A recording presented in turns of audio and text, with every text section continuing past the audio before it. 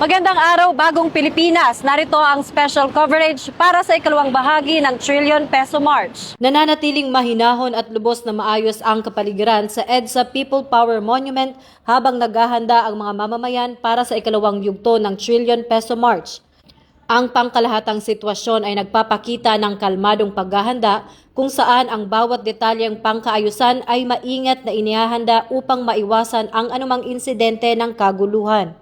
Bago pa man ang mismong araw ng pagtitipon, nagpakita na ng malawakan at masusing paghahanda ang PNP na nagsagawa ng mga coordination meeting sa mga organizer, ocular inspection sa lugar at detalyadong traffic management plan simula pa noong mga nakaraang araw.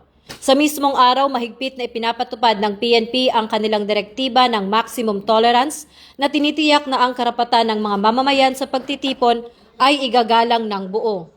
Sa ganitong paraan, tinitiyak ng mga otoridad na ang boses ng mga nagpoprotesta ay maririnig ng malinaw at ligtas.